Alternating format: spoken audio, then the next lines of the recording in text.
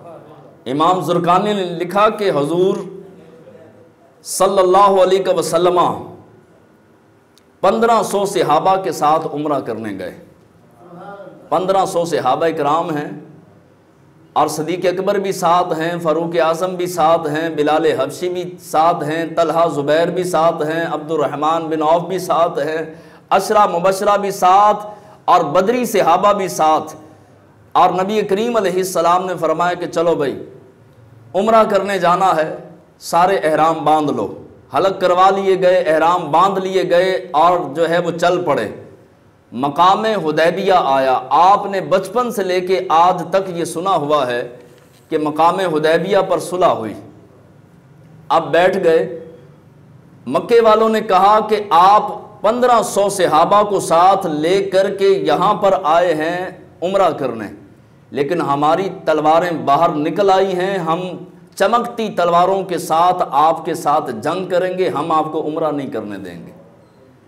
نبی کریم علیہ السلام نے درمیانی راستہ نکالا، صلح ہوئی اور اس کے بعد جو ہے وہ معاہدہ ہوا۔ معاہدے کے اندر جتنی شرائط لکھی گئیں آج وہ شرائط تاریخ اسلام کی کتابوں کے اندر موجود ہیں۔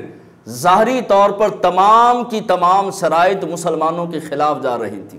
حضور علیہ السلام نے وہ تمام شرائط کو تسلیم فرمایا اور فرمانے کے بعد فرمایا بھئی احرام کھول دو، ہم عمرہ جو ہے وہ اگلے سال کریں گے یا پھر کریں گے، عمرہ پھر کریں گے۔ حضرت فاروق اعظم جلالی تھے، جلال میں آئے، خیمہ مصطفیٰ میں آئے، آ کر کے قدموں پر ہاتھ رکھ کے عرض کیا بندہ نواز آپ اللہ کے سچے نبی، کتاب قرآن جو ہے وہ سچی کتاب، دین حق دین اسلام سچا دین، ہم دب کر کیوں واپس جائیں؟ ہم تو عمرہ کرنے کے لیے آئے تھے، ہم 313 تھے تو ان کی دوڑیں لگوا دی تھی، اب تو 1500 ہیں، آپ اجازت دیں ہم ان کے ساتھ جنگ کرتے ہیں۔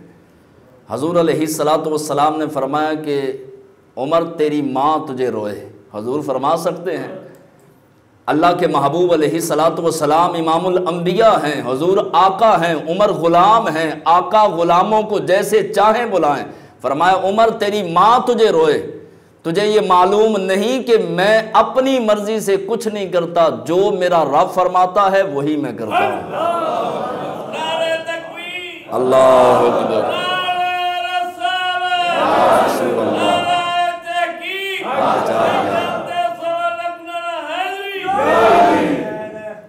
اب جو ہے وہ حضرت فاروق اعظم کہتے ہیں کہ میری آنکھوں میں جلال تھا، ہاتھ میں ننگی تلوار تھی اور میرے سینے کے اندر جو ہے وہ طوفان جہاد تھا، جہاد کا طوفان تھا۔ میں چاہ رہا تھا کہ حضور اجازت دیں ہم جہاد کریں اور ان کے ساتھ جو ہے وہ مقابلہ کریں، تاکہ ہم مکہ المکرمہ آئے ہیں، یہاں پر آئے ہیں تو اب ہم عمرہ کر کے ہی جائیں۔ لیکن حضور علیہ السلام نے منع فرما دیا۔ منع بھی اس انداز میں فرمایا جو میرا رب حکم کرتا ہے میں وہی کرتا ہوں۔ آپ فرماتے میں خیمے سے باہر آیا، باہر آ کے میں فوراً دوسرا خیمہ قریب ہی تھا، صدیق اکبر کا خیمہ۔ حضرت ابوبکر صدیق رضی اللہ تعالی عنہ 1500 صحابہ میں سب سے پہلے اپنا احرام اتارنے والے صحابی ہیں۔ سب سے پہلے حضور کے حکم پر احرام اتار دیا، بس حضور نے فرما دیا تو بس بات ختم۔ حضرت فاروق اعظم خیمے میں آئے، وہی سوال اور جواب دیکھیے۔ یہ صدیق اکبر کے سامنے عمر فاروق نے حضور سے سوال نہیں کیا تھا، تنہائی میں کیا۔ خیمے میں گئے صدیق اکبر کے بعد میں جا کے کہا کہ ابو بکر کیا دین اسلام سچا اور حق دین نہیں؟ صدیق اکبر رضی اللہ تعالیٰ عنہ نے فرمایا بے شک حق ہے۔ کہا حضور سچے نبی ہیں؟ آپ نے فرمایا بے شک سچے نبی ہیں۔ کہا کتاب اللہ، اللہ کا قرآن یہ سچا جو ہے وہ اپنا دین ہے اور سچی کتاب ہے کہ نہیں؟ آپ نے فرمایا بالکل سچی ہے۔ تو حضرت فاروق اعظم کہنے لگے کہ جناب پھر یہ بتائیے کہ ہم 1500 یہاں پر ہیں، تلواریں ہمارے پاس، اونٹ ہمارے پاس، گھوڑے ہمارے پاس، اسلام کا جو ہے وہ جھنڈا ہم بلند کر سکتے ہیں، تو ہمیں احرام کیوں اتروائے گئے؟ ہم ان سے جہاد کریں گے۔ آپ سفارش کریں حضور کی بارگاہ میں، حضور آپ کی نہیں ٹالتے، آپ سفارش کریں، ہم جہاد کرتے ہیں کافروں کے ساتھ۔ اب دیکھیے سوال وہی تھا، جواب دیکھیے، بندہ مر نہ جائے اپنے آقا پہ تو وہ بندہ کیا ہے؟ غلام تو وہ ہوتا ہے کہ جس کی تصویر اپنے شیخ کی، اپنے پیر کی تصویر بن کر زندگی گزارے۔ اب صدیق اکبر نے کیا کہا؟ عمر تیری ماں تجھے روئے۔ حضور نے کیا فرمایا تھا؟ عمر تیری ماں تجھے روئے۔ اور ادھر سے صدیق اکبر رضی اللہ تعالیٰ عنہ نے وہی لفظ دہرائے، جواب وہی، انداز وہی، کہا کہ عمر تیری ماں تجھے روئے۔